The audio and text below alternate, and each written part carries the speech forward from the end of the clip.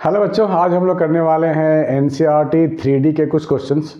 ये एक्सरसाइज 11.2 है जिसमें बच्चों को बहुत सारे डाउट हो रहे हैं। तो आइए बच्चों देखते हैं इसमें ऐसा क्या है कि डाउट हो रहे हैं। इसमें डाउट होने नहीं चाहिए, काफ़ी इजी टॉपिक है ये। क्वेश्चन नंबर 1 आपको बोला गया है show that the 3 lines with direction cosines, है ना। Show that 3 lines with direction cosines this is are mutually perpendicular. हाँ, डायरेक्शन कोसाइन के लिए बोला गया है म्यूचुअली परपेंडिकुलर 3 लाइन्स। एक लाइन 1 ये हो गया हमारे पास, इसको आप लाइन 1 के लिए मार्क कर लो, ठीक है। दूसरा लाइन 2 के लिए ये मार्क कर लो, ठीक है। और तीसरा लाइन 3 के लिए आप ये मार्क कर लो। यहाँ बोला गया है direction cosines are mutually perpendicular, ठीक है ना। DC दो डायरेक्शन कोसाइन हो या डायरेक्शन रेशियोज हो, दोनों ये प्रोपोर्शनल होते हैं। क्या होते हैं? प्रोपोर्शनल होते हैं। तो अगर मैं इनका डायरेक्शन कोसाइन या डायरेक्शन रेशियो, देखो दोनों प्रोपोर्शनल है, तो डायरेक्शन कोसाइन के लिए आपको बोला गया है कि ये म्यूचुअली परपेंडिकुलर है। बताइए, तो आप क्या करोगे, यहाँ पर आप पहले इनका निकालोगे प्रोडक्ट, लाइन 1 और लाइन 2 का। लाइन और लाइन 2 का आप इनका डायरेक्शन रेशियो का प्रोडक्ट निकालोगे, रिस्पेक्टिव प्रोडक्ट का मतलब ये हो गया कि 12/13 इंटू 4/13, ठीक है ना, इंटू 4/13 प्लस दूसरा वाला का भी प्रोडक्ट। मैं क्या निकाल रहा हूँ, लाइन N1 N2 के लिए रेस्पेक्टिव नंबर का प्रोडक्ट। ये अगर 0 आता है तो हम लोग कह सकते हैं कि हाँ भैया ये तो परपेंडिकुलर होगा, ठीक है ना। दूसरा क्या मिल गया मेरे को, -3 इंटू 12 डिवाइड बाई 13 इंटू 13। उसके बाद है -4 इंटू 3 डिवाइड बाई 13 इंटू 13। अब चेक करो क्या ये 0 है। न्यूमरेटर में है 48, इधर है 36 -12 डिवाइड बाई 169। तो ये क्या मिल गया आपको, 48 - 48, ये मिल गया आपको 0। तो 0 आ गया का मतलब ये परपेंडिकुलर लाइन है दोनों, लाइन 1 परपेंडिकुलर टू लाइन 2। 0 नहीं आता तो परपेंडिकुलर होता ही नहीं, ठीक है। सिमिलरली आप लाइन 2 और लाइन 3 के लिए चेक कर लो, फिर लाइन 1 और लाइन 3 के लिए भी आप सिमिलरली चेक कर सकते हो, आपको 0 ही मिलेगा क्योंकि सारे परपेंडिकुलर है, ठीक है ना। चलो सेकंड क्वेश्चन ट्राई करते हैं। सेकंड क्वेश्चन ट्राई करते हैं, ठीक है। Show that the line through this is perpendicular to the line through this and this, ठीक है ना। आपको गिवन है लाइन, तो आप क्या करोगे, डायरेक्शन रेशियोज फाइंड कर लोगे, है ना। डायरेक्शन रेशियोज फाइंड कर लोगे किसी 2 पॉइंट के लिए। How to find direction ratios,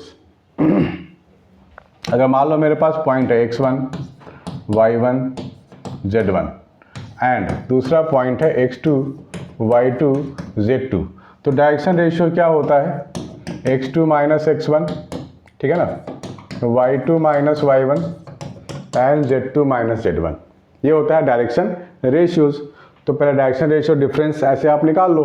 तो डायरेक्शन रेशियोज निकाल लेते हैं, चलो। तो यहाँ पर 2 पॉइंट है, यहाँ पर लिखोगे 3 - 1 3, x2 - x1 2 हो गया, 4 माइनस ऑफ -1 तो ये 5 हो गया, -2 ये आपको -4 मिल गया, ठीक है ना। तो लाइन 1 का आपको डायरेक्शन रेशियो मिल गया। दूसरे लाइन का भी चेक कर लो, 3 - 0 3 हो गया, 5 - 3 2 हो गया, 6 - 2 4 हो गया। इनका भी प्रोडक्ट निकाल के सम कर दो, इनका भी प्रोडक्ट निकालो और क्या करो, सम कर दो। देखो 0 आता है कि नहीं, अगर 0 आ गया तो परपेंडिकुलर होगा, नहीं तो नहीं होगा, सीधी सी बात है। एक ही फॉर्मूला है और कोई दूसरा फॉर्मूला होता ही नहीं है। 6 हो गया, 3 × 2 6 हो गया, 5 × 2 10 हो गया, -16 हो गया। This entire thing is coming out to be 0, ठीक है ना। तो डायरेक्शन रेशियोज का नाम हम लोग क्या देते हैं, A1 B1 C1 यही नाम देते हैं ना। तो A1 A2 B1 B2 C1 C2 सबका प्रोडक्ट का सम 0 आ जाए तो परपेंडिकुलर, और कुछ करना ही नहीं है बच्चों। इसमें क्या करेंगे बताओ, इतना इजी क्वेश्चन कहीं होता है क्या, कहीं नहीं होता है। चलो ये करते हैं, ठीक है। Question number 3, show that the line through the points this and this is parallel to the line। अब जहाँ पैरेलल की बात होगी वहाँ डायरेक्शन रेशियोज प्रोपोर्शनल होंगे। क्या बोला मैंने? जहाँ भी पैरेलल लाइन की बात होगी तो इन दोनों का जो डायरेक्शन रेशियोज होंगे वो प्रोपोर्शनल होंगे। ठीक है ना? प्रोपोर्शनल का मतलब एक का डायरेक्शन रेशियो अगर आप ए बी सी लेते हो तो दूसरे का आपको हो सकता है कुछ ऐसा मिल जाए 2A 2B 2C, सिर्फ नंबर का ही फर्क होगा, प्रोपोर्शनल हो गया ना, A directly proportional B directly proportional. या फिर अगर ए बी सी है तो दूसरे का ये भी हो सकता है -A -B -C, ऐसा हो सकता है कुछ। या फिर नहीं तो A/2 राइट, B/2 C/2, ये भी होता है डायरेक्शन रेशियोज प्रोपोर्शनल। तो आपको दिमाग में क्या रखना है, अगर कोई दो लाइन पैरेलल है तो उनका डायरेक्शन रेशियोज प्रोपोर्शनल हो सकता है। ठीक है ना, प्रोपोर्शनल। तो आपको प्रोपोर्शनल वाले फैक्टर पे ध्यान देना पड़ेगा। चलो करके देखते हैं। यहाँ पे क्या है, यहाँ वही निकालोगे direction ratios x2 - x1 y2 - y1 z2 - z1। तो डायरेक्शन रेशियोज ऑफ लाइन 1 में क्या लिखूंगा, 2 - 4 तो -2 हो गया, 3 - 7 तो ये -4 हो गया, 4 - 8 तो ये -4 हो गया। ठीक है, डायरेक्शन रेशियो ऑफ लाइन 2 1 - -1 2 हो गया, 2 - 2 4 हो गया, 5 - 1 4 हो गया। देखो बिल्कुल प्रोपोर्शनल आ गए ना, आ गए ना प्रोपोर्शनल, सिर्फ माइनस का ही तो फर्क है, नंबर तो सेम है। तो आप लिखोगे हेंस, या ऐसे अपने लिख लो since direction ratios are proportional hence this two lines are parallel, that's it, और कुछ नहीं करना आपको। ठीक है ना, फोर्थ वाला करते हैं, चलो फोर्थ वाला करते हैं। Find the equation of the line which passes through this point and is parallel to this vector. ठीक है ना, passing through this and parallel to this vector. हम लोगों ने एनसीईआरटी में थ्योरी में पढ़ाई तो करी थी, क्या पढ़ाई करी थी हम लोगों ने, ये एक डायग्राम आपको मिलेगा एनसीईआरटी में ऐसा, उसमें क्या था, one line is like this, यहाँ पर ए वेक्टर था, एक स्मॉल ए वेक्टर है ना, point a. Now this line has a given, one point is given and this line is parallel to b vector, this line is parallel to b vector. तो हम लोग इसके लिए क्या इक्वेशन लिखते थे, आपको याद होगा एनसीईआरटी में है ये, और थ्योरी वाले पोर्शन में हम लोगों ने किया भी है। R vector is equal to a vector, यानी कि इस position vector of this point plus lambda times parallel वाला वेक्टर। ठीक है, ये है this is the equation of a line in vector form. यही काम तो आपको यहाँ करना है। ठीक है ना, पासेस थ्रू द पॉइंट, देखो कैपिटल ए का पॉइंट गिवन है, इसको आप वेक्टर के फॉर्म में लिख लो, राइट।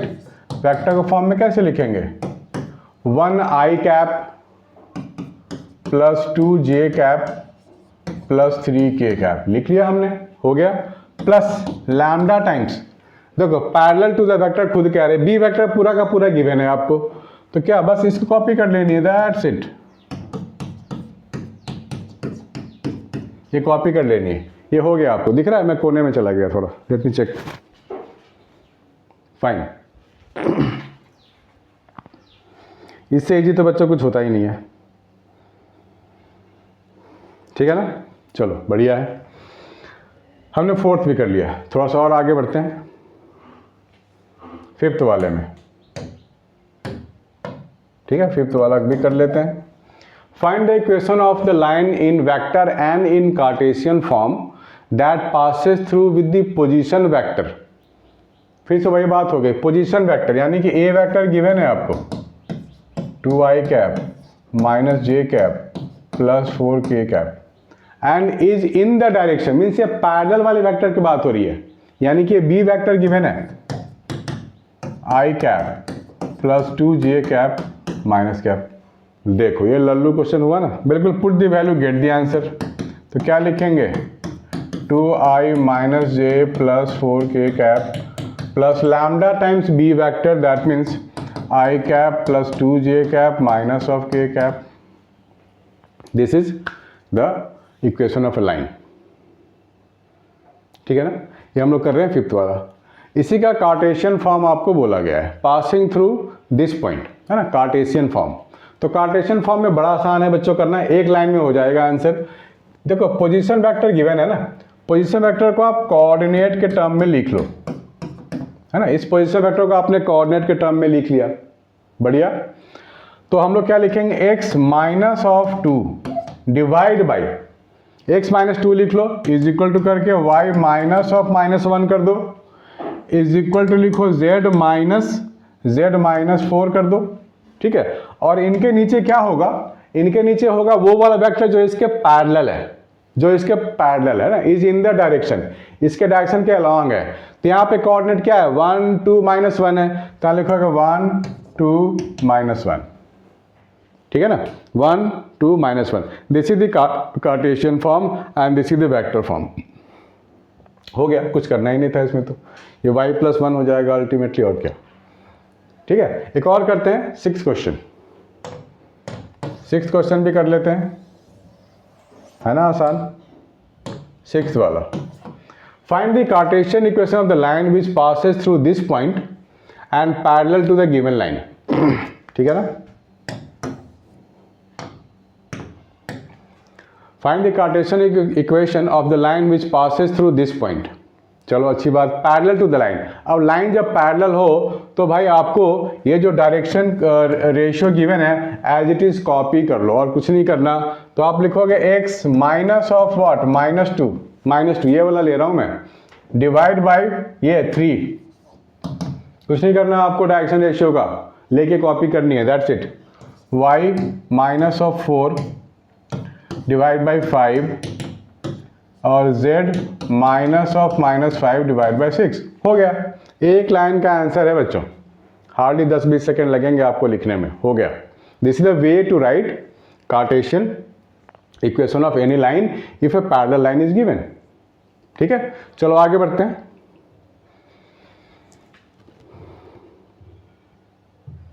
सेवेंथ,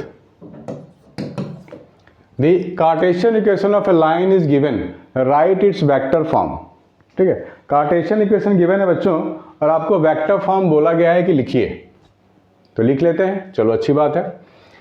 उसके लिए 372 जो नीचे का नंबर है ना 372, इसको आप बी वेक्टर के तौर पे ले लो, बी वेक्टर के तौर पे, यानी कि 3i cap plus 7j cap plus 2k cap, ठीक है ना, क्योंकि आप तो डायरेक्शन रेशियो ही लेते हैं, पैरेलल वाला ही लेते हैं। और ए वेक्टर में क्या लिखोगे आप, ए वेक्टर में ये लिखोगे, क्या लिखोगे वो सीख लो आप। x माइनस 5 को आप 0 करो तो x की वैल्यू 5 आ गई, तो यहाँ लिखोगे आप 5 कैप। y प्लस 4 को भी 0 करोगे आप, y प्लस 4 को भी 0 करोगे तो y मिल गया आपको -4, तो यहाँ लिखोगे -4j cap. Similarly z minus 6 को 0 कर लो तो आपको मिल गया 6k कैप, यहाँ लैम्डा लगा दो, हो गया। ये b यहाँ मत दिखाओ, ऐसे हटा लो, हो गया। This is the vector form of the line, ठीक है। तो कार्टेशियन से वेक्टर फॉर्म ऐसे ही किया जाता है, सारे क्वेश्चन में आप कर सकते हो अप्लाई। हाँ 8th क्वेश्चन भी कर लेते हैं, चलो 8th वाला भी कर लेते हैं, ठीक है ना। 8th question, find the vector and the Cartesian equation of the line passes through origin and this, ठीक है। 2 पॉइंट यहाँ पर गिवन है, तो ये भी तो हम लोगों ने पढ़ाई करी थी, है ना, दो लाइन वाला हम लोगों ने पढ़ाई तो करी थी।